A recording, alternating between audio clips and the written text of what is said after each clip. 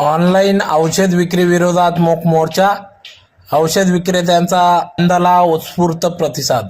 Online औषध विक्री बंद करावी, कॉर्पोरेट कंपन्यांकडून दिल्या जाणाऱ्या अव्यावसायिक डिस्काउंटला आळा घालावा, तसेच बनावट औषधांच्या वाढत्या धोक्यापासून देशाला वाचवावे या प्रमुख मागण्यांसाठी आज दिनांक 20 मे 2026 रोजी धुळे शहरातून औषध विक्रेत्यांनी मूक मोर्चा काढत तीव्र आंदोलन केले.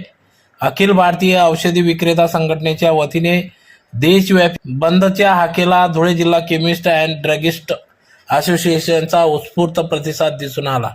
यावेळी या ठिकाणी धुळे जिल्हा केमिस्ट अँड ड्रगिस्ट असोसिएशन अध्यक्ष नरेश भगत, सचिव शांतीलाल पाटील, उपाध्यक्ष प्रशांत कोठावदे, सय्यद इरफान अली लियाकत, निलेश रुनवाल, अमित पवार, विजय दुग्गड, हेमंत परदेशी आदी सर्व औषध विक्रेते, फार्मासिस्ट व व्यापारी मोठ्या संख्येने या बंदमध्ये सहभागी झाले होते. सर्व केमिस्ट बांधवांनी आमचे अखिल भारतीय संघटनेचे अध्यक्ष माननीय श्री जगन्नाथजी शिंदे यांच्या आवाहनानुसार धुळे जिल्हा सर्व केमिस्ट बांधवांनी बंद ठेवून आज ऑनलाईनच्या विरोधात हा मूक मोर्चा आयोजित करण्यात आलेला आहे. आमच्या मागण्या सरकारकडे एवढ्याच आहे की ऑनलाईन जी विक्री होते ती समाजासाठी फार घातक आहे. हा बंद किंवा हा मोर्चा नफा वाढवण्याच्या उद्देशाने नाही, समाजामध्ये ऑनलाईनच्या माध्यमातून अनहेल्दी नार्कोटिकचे ड्रग असो, NDPS ॲक्ट खाली असो, MTPच्या गोळ्या असो, बरेच व्यसनाला अधीन पडतील असे औषधे उपलब्ध होत आहे. हे आम्ही सरकारला मागच्या 8 वर्षापासून सांगितले. मागील 3 वर्षापासून आम्ही निवेदनं देतोय. सरकारने याची दखल घेतलेली नाही, म्हणून आम्हाला लाक्षणिक संप हा 1 दिवसासाठी करावा लागतोय. जर आज आमच्या मागण्या सरकारने काही समजून घेतल्या, आम्हाला न्याय मिळाला तर आम्ही इथे थांबू आणि जनतेच्या सेवेसाठी हजर राहू. जर याला सरकारने न्याय दिला नाही तर हा मोर्चा पुढील जे काही आम्हाला आदेश असतील त्या मार्गाने आम्ही जे काही असेल तो बंद पाळणार आहोत. कुठल्याही रुग्णाला आज पण त्रास होणार नाही याची दखल आम्ही घेतलेली आहे.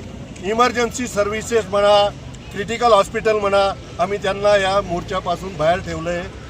कुठल्याही रुग्णाला आज पण जर इमर्जन्सीमध्ये औषधे लागतील, आमचे कार्यकारिणीचे सर्व सभासदांचे नंबर आम्ही प्रकाशित केलेले, FDA डिपार्टमेंट, कलेक्टर ऑफिस सर्वांना दिले. कोणालाही आवश्यकता वासेल आम्ही त्यांना अत्यावश्यक सेवेअंतर्गत जे काही औषधे लागतील ते पुरवणार आहोत.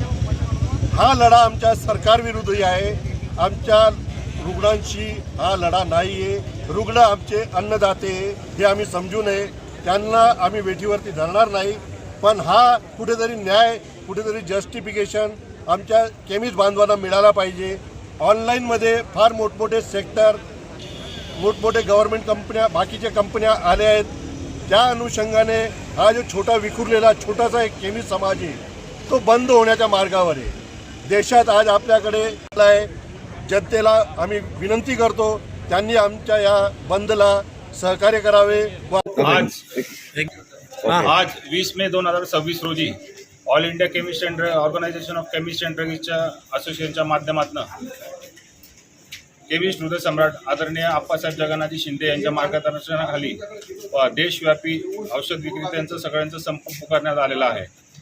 ऑनलाईन औषध विक्रीच्या विरोधात जे दुष्परिणाम समाजात दिसून येत आहे आणि मेडिकल व्यावसायिकांचं जे अस्तित्व धोक्यात आलेलं आहे ते सर्व पाहता आदरणीय आप्पासाहेबांनी केंद्र शासनाकडे वारंवार या गोष्टीसाठी चर्चा करण्यासाठी पाठपुरावा केला असताना केंद्र सरकारने याच्याकडे दुर्लक्ष केलेलं आहे आणि सरकारचं केंद्र लक्ष करण्यासाठी आज रोजी सर्व 12.5 लाख केमिस्ट पूर्ण भारतात बंद पाळून एक मूक मोर्चाच्या द्वारे मान्य जिल्हाधिकारी यांना निवेदन सादर करण्यात आलेलं आहे.